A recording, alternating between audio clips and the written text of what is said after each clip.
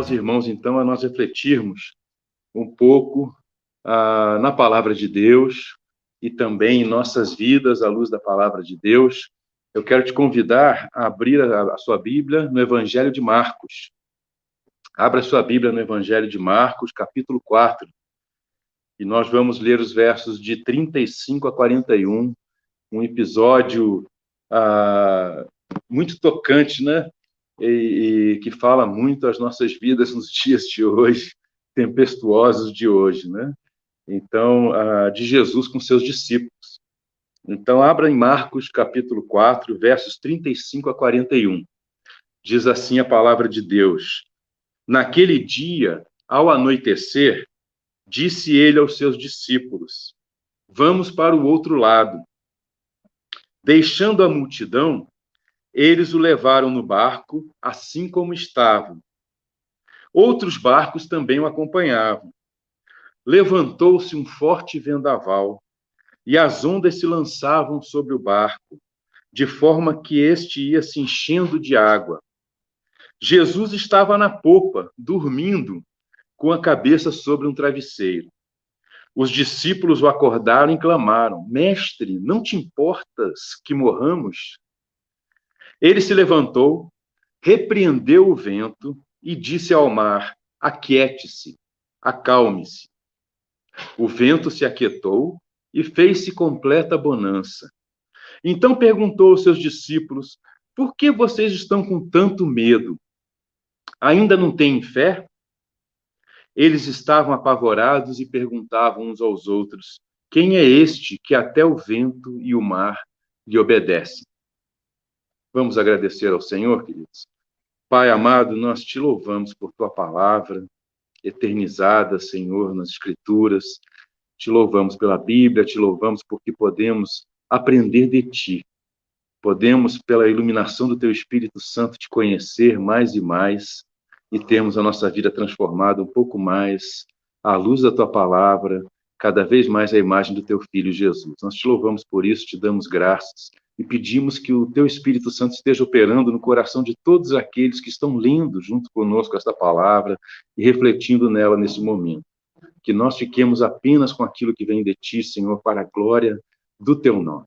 Em Cristo Jesus. Amém. Queridos, que episódio, né? Que momento, né?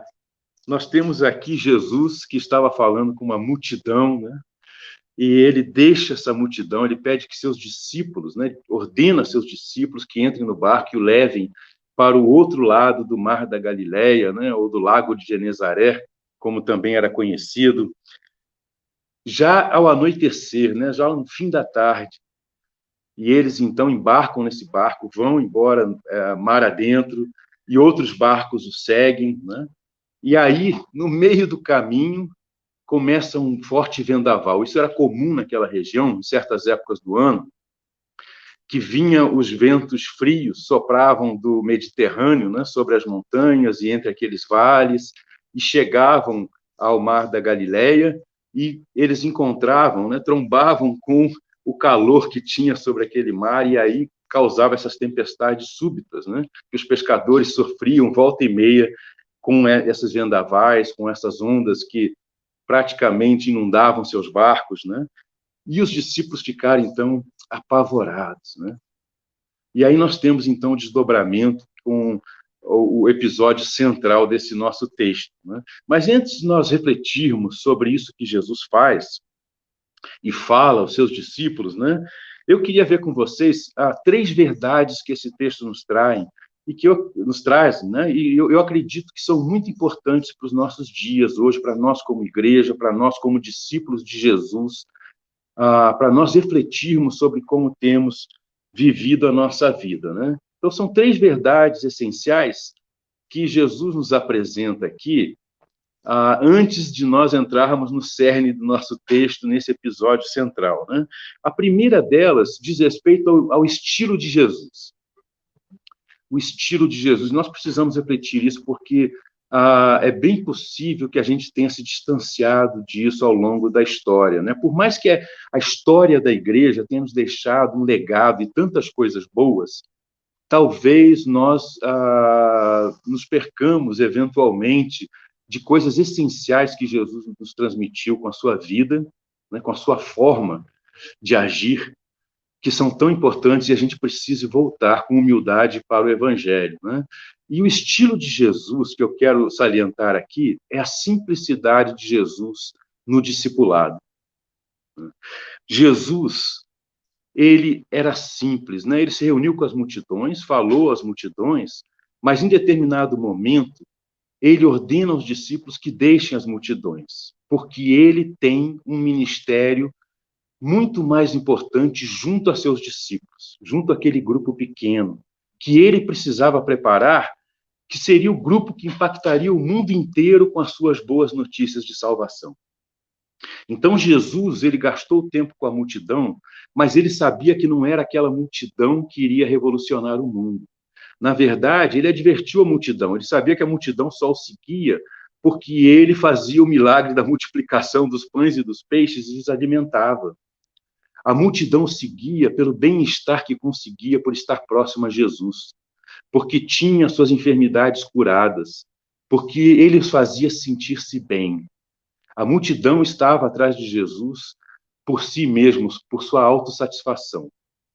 Mas Jesus sabia que não era assim que o mundo seria transformado com a sua mensagem, mas sim pela vida de pessoas que entenderiam melhor a sua missão. E ele, então, concentra grande parte do seu ministério naqueles poucos homens. E então ele deixa a multidão e ele ordena aos seus discípulos que entrem no barco com ele e o levem para o outro lado do mar, da Galileia. Lá na região de Gadarena, como diz Mateus, né, no seu evangelho, ou na região da capital dos Gerazenos, né? Então, Gerasa era a capital daquela região de Gadara, que era uma região muito mais de não-judeus do que de judeus, de gentios, né? Onde Jesus também queria dar uma lição aos seus discípulos, que o evangelho que eles haveriam de levar não era apenas para os judeus, eles mesmos sendo judeus, como Jesus, né?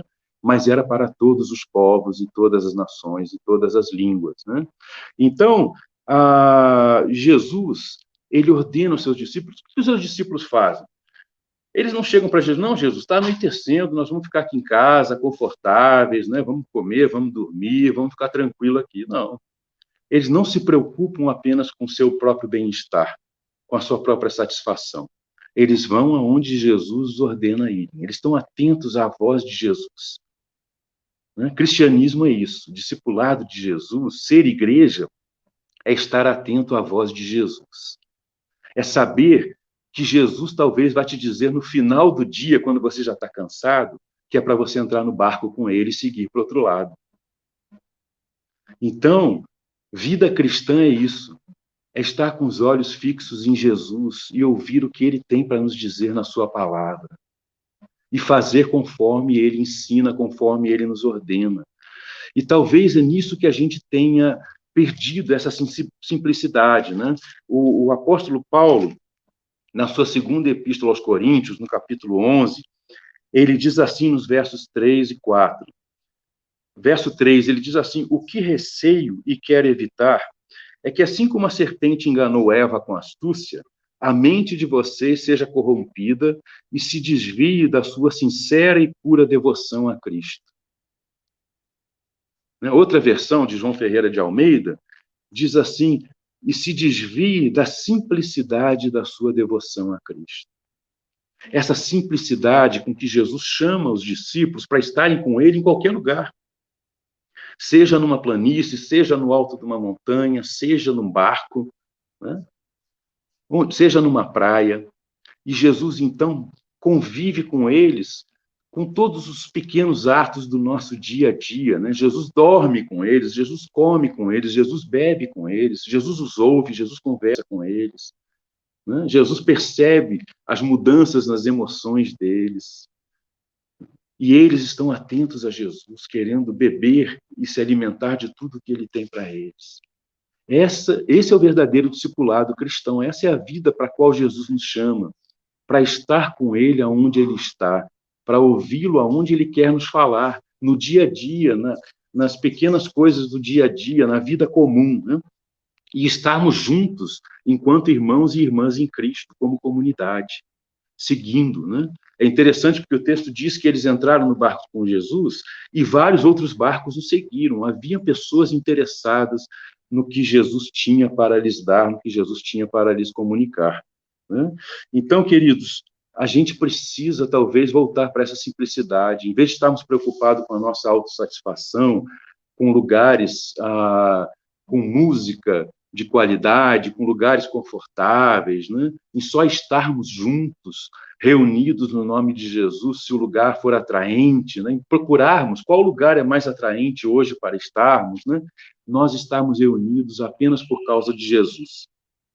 Alguém já escreveu que hoje em dia, e isso foi escrito há décadas, muitas décadas atrás, hoje em dia talvez seja uma verdade maior ainda, está cada vez mais difícil encontrar pessoas que queiram estar juntas, reunidas, em comunhão, quando a única atração é apenas o Senhor.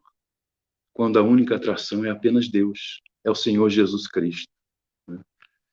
Muita gente está procurando outras coisas da qual se agrade, que não seja simplesmente o Senhor, compartilhar a comunhão do Espírito, a palavra de Deus, os louvores a Deus, a adoração a Deus, o serviço a Deus, junto com outros irmãos, né? Então, essa é a primeira coisa que eu quero salientar. A segunda coisa está relacionada intrinsecamente a essa. O Senhor Jesus, quando chama os seus discípulos para andarem com ele, estarem com ele, quando ele forma a sua igreja, né, a sua comunidade de fé, né, nós, né, que nos denominamos cristãos ou discípulos de Jesus, ele faz isso, mas ele tem uma missão maior. Ele tem uma missão mais importante, que é essa missão de fazer Deus conhecido em todo o mundo, de revelar a glória de Deus para todos os povos, de anunciar as boas notícias de salvação para todas as pessoas. E ele não nos convida para segui-lo e continuarmos na nossa própria missão de vida, no nosso próprio objetivo pessoal de vida. Ele nos convida a participar dessa grande missão. Ele nos convida a adentrarmos e sermos partes dessa missão. Jesus não está mais aqui no mundo fisicamente, mas ele atua e se revela ao mundo através dos seus filhos e filhas, dos seus discípulos, da sua igreja. Então, a missão que ele tinha nos dias que ele andou entre nós, ele continua tendo e continua nos convidando a fazer parte dela. Naquele momento, ele deixa a multidão, talvez ele estivesse naquela região mais ao sul de Cafarnaum, e ele vai para uma região mais ao norte e no oeste do Mar da Galileia, onde está essa região dos Gerazenos, né, dos não-judeus, porque ele tinha uma missão de também libertar dos espíritos imundos as pessoas daquela região, de também anunciar as boas notícias de salvação para aqueles não-judeus. E ele queria que os seus discípulos soubessem disso, que embora primeiramente a sua primeira mensagem fosse ao povo de Deus, aos israelitas, aos judeus, ele também veio para todos os povos e todas as nações. E essa é a nossa missão como cristãos. Nós não estamos aqui simplesmente para termos uma boa vida, para encontrarmos conforto, para vivermos até os 80 anos com saúde, né? Isso é uma mensagem que o mundo traz, né? O mundo está sempre nos anunciando que é possível você encontrar uma felicidade perfeita aqui na Terra. Não é, né? Nós sabemos que não é. Nós sabemos até por esse texto que não é. Esse mundo é um mundo onde há vendavais e tempestades e o nosso barco vai eventualmente fazer água, né? Então, essa é a realidade da nossa vida nesse mundo caído. Então, essa mensagem de que nós vamos viver até os 80 anos todos, e cheios de saúde, com um corpo físico maravilhoso, isso é uma mensagem do mundo e é falsa, é uma ilusão que muitas pessoas vivem, investem suas vidas nisso para viverem apenas frustradas, né? Mas a missão de Jesus é outra, onde ele quer que a gente coloque o nosso coração, a nossa mente, invista a nossa vida, é fazendo parte da missão dele, de anunciar as boas notícias eternas, de vida eterna, da presença de Deus conosco, mesmo em meio aos vendavais e tempestades da vida. Então é importante a gente atentar para isso. Nós, como igreja e como discípulos de Jesus, nós temos uma missão maior. E nós precisamos estar focados para essa missão que Jesus nos chama, né? Em Atos 1:8, Jesus, depois já ressurreto, né? Ele aparece para os seus discípulos, na sua última aparição, ele diz assim: aguardem em Jerusalém para vocês receberem a promessa do Pai, né? O Espírito Santo, que seria dado a todos, né? Então vocês serão cheios do Espírito e se tornarão minhas testemunhas por todo o mundo e para todos os povos. Então essa é a missão da qual Jesus quer que a gente participe. Como a gente tem participado dessa missão, né?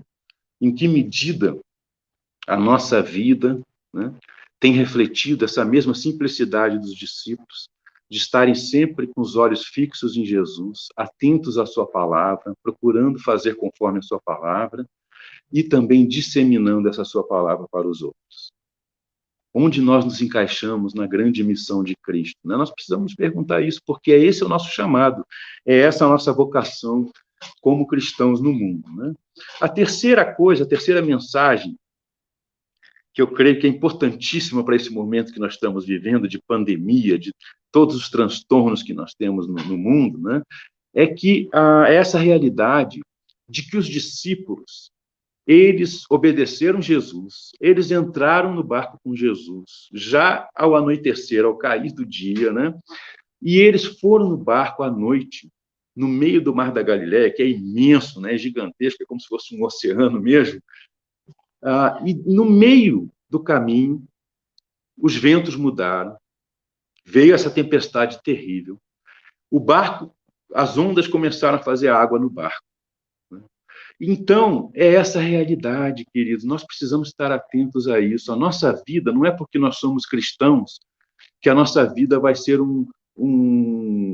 como é que é? Um céu de marinheiro, né? Vai ser aquela paz, aquela tranquilidade, né? Saúde e tranquilidade, sem a tempestade, sem vendavais no meio do caminho. Pelo contrário, Jesus vai nos ordenar entrar no barco com ele e ele sabe que vai ter uma tempestade no caminho. E o que nós precisamos ver é, no meio das tempestades da nossa vida, no meio, quando o barco da nossa vida estiver fazendo água, né? Quando os vendavais estiverem fortes demais dentro de nós, né? Nós precisamos checar qual é a nossa atitude, como é que nós temos nos relacionado e enfrentado essas tempestades.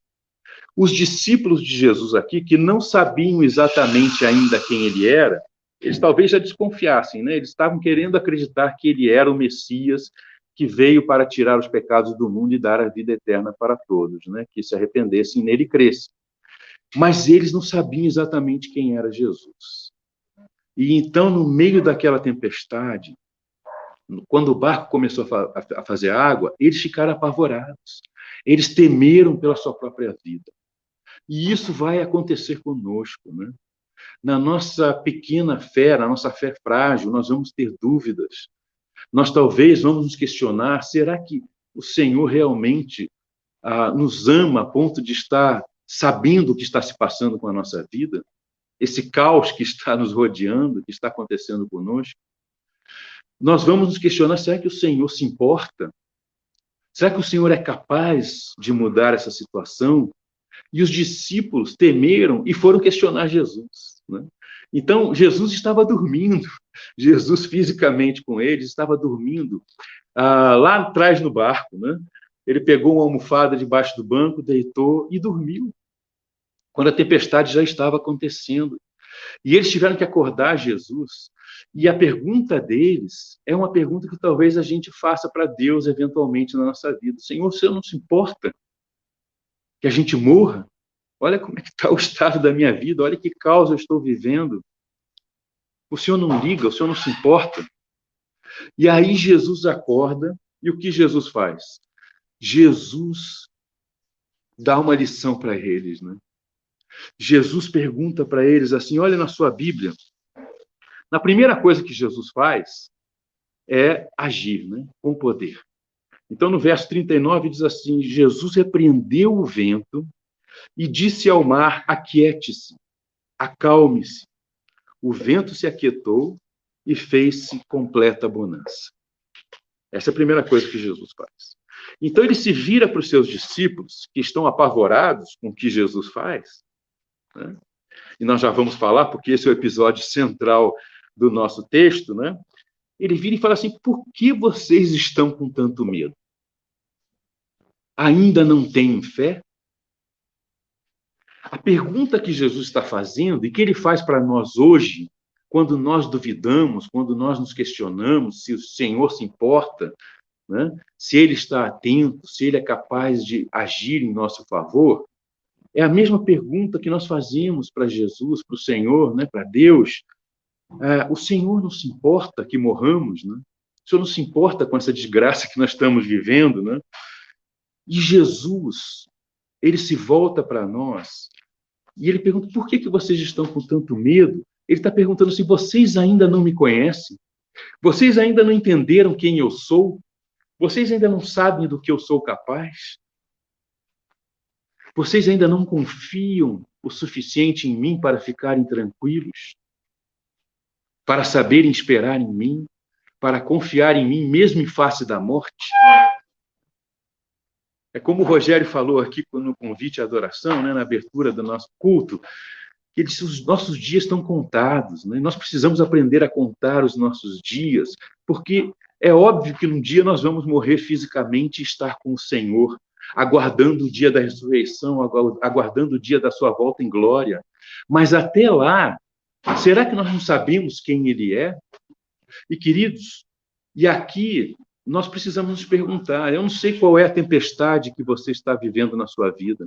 Eu não sei o que está fazendo, quais são as ondas que estão fazendo água no barco em que você está com Jesus. Eu não sei se parece que o Senhor está dormindo para você, se Ele não está atento, se Ele não se importa. Mas você precisa fazer o que os discípulos fizeram. Eles não fizeram errado, não. Eles fizeram certo. Eles foram acordar Jesus, eles foram clamar a Jesus. Eles foram orar ao Senhor. Mesmo na sua dúvida, né, mesmo nos seus questionamentos, eles foram até o Senhor. Nós precisamos ir até o Senhor quando estamos passando por dificuldades, por aflições e até mesmo por angústias de morte. Nós precisamos ir até o Senhor. E o Senhor provavelmente vai nos questionar da mesma forma. E a pergunta que ele nos faz é: será que você ainda não sabe quem eu sou, que você pode confiar e descansar em mim? Por quê? Porque ele já se revelou, e no nosso texto ele se revela plenamente quem ele é. E os discípulos perceberam isso, e aí ficaram mais apavorados quando descobriram quem Jesus era de fato, do que quando eles viram a tempestade e temeram por suas vidas, diz o nosso texto, né?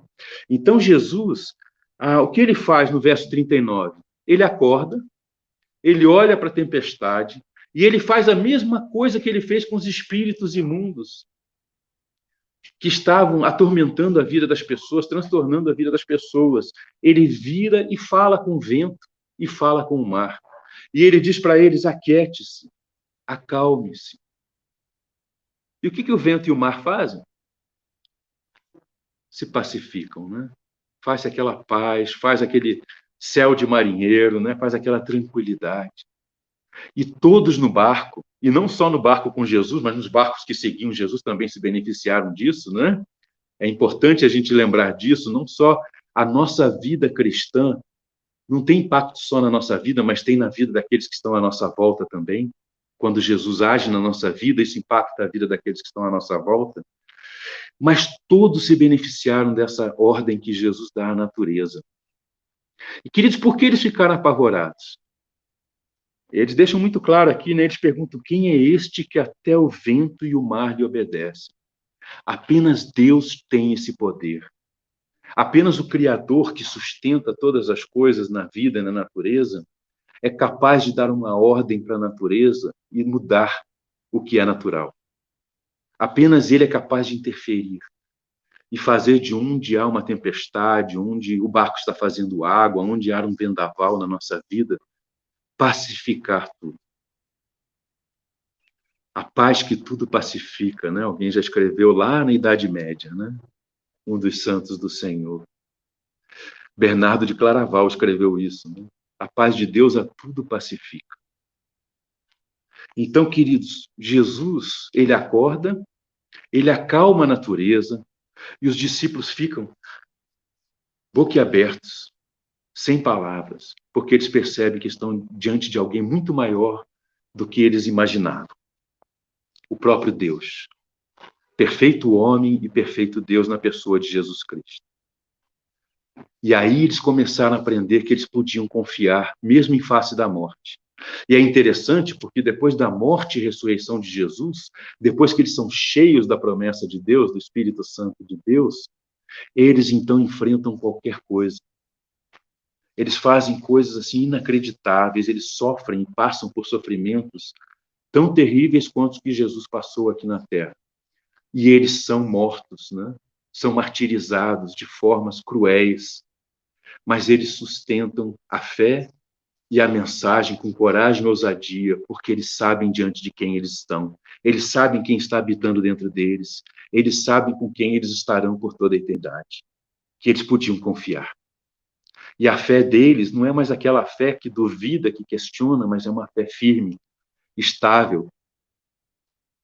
Então é isso que Jesus está nos convidando em meio às nossas aflições, em meio às nossas angústias, quando o nosso barco está fazendo água, quando os ventos nos fazem tremer de medo, de pavor, quando a nossa vida está em meio a uma tempestade. Ele está nos convidando a olhar para Ele e saber quem Ele é. Jesus é Deus acima de tudo e de todos. Ele é capaz de dizer para qualquer situação na nossa vida e dizer assim: aquiete-se, acalme-se. Ele é capaz de dizer para o nosso coração, no meio da tempestade: aquiete-se, acalme-se. E nós, então, como os discípulos, depois de sua morte e ressurreição, confiarmos e enfrentarmos qualquer dificuldade, qualquer vale da sombra da morte, com firmeza, com coragem, com ousadia, com paz e com tranquilidade, porque nós sabemos que é Deus que está conosco, Emanuel, né? Que habita em nossos corações e com quem nós estaremos por toda a eternidade. Em meio a essa paz maravilhosa, essa alegria indizível, o gozo perfeito do Senhor. Hoje nós desfrutamos dele dentro de nós, então nós desfrutaremos com ele plenamente, dentro e ao redor de nós. Então, queridos, quem é este que até o vento e o mar lhe obedecem? É o próprio Deus que se fez homem e andou entre nós. E hoje está em nós pelo seu Espírito Santo. E ele nos convida a segui-lo e a obedecê-lo com simplicidade, a estarmos juntos e termos comunhão e a servirmos uns aos outros, na vida uns dos outros, com simplicidade. Não precisa de muita parafernália, não precisa de ambientes muito especiais, não precisa de nada muito especial, precisa da presença dele. É ele que faz diferença na nossa vida. É ele que, com uma palavra, acalma as tempestades do nosso coração e da nossa mente. É o seu amor que é derramado em nosso coração pelo Espírito Santo que ele fez habitar em nós, que nos faz compreender o quanto ele se importa. O amor de Jesus não é um amor platônico, não é um amor só de palavras, é um amor real de quem se importa e está atento a cada coisa que acontece conosco, a cada pensamento, a cada gesto, a cada emoção. O que nós precisamos fazer? Estar com ele de coração, de maneira consciente. E segui-lo em tudo que ele nos ordena e confiar. Olhar para ele sabendo quem ele é. Amém? Que a gente possa fazer isso, que Deus possa nos fazer compreender essa vida simples que ele quer que nós tenhamos como discípulos de Jesus, que nós participamos dessa missão maior que ele tem para fazer a glória de Deus conhecida de todo o mundo. Que a nossa vida como cristãos impacta a vida daqueles que estão à nossa volta. Que nós precisamos confiar no Senhor como Deus vivo, todo-poderoso que ele é, que tem um amor muito especial por cada um de nós, sempre que nós estivermos temendo, nos questionando em meio a tempestades e em meio a vendavais na nossa vida. Que Deus possa, assim, abençoar a sua vida, que você possa se mirar no exemplo desses discípulos e, principalmente, no Senhor Jesus Cristo, rede vivo. Amém? Deus abençoe, graça e paz.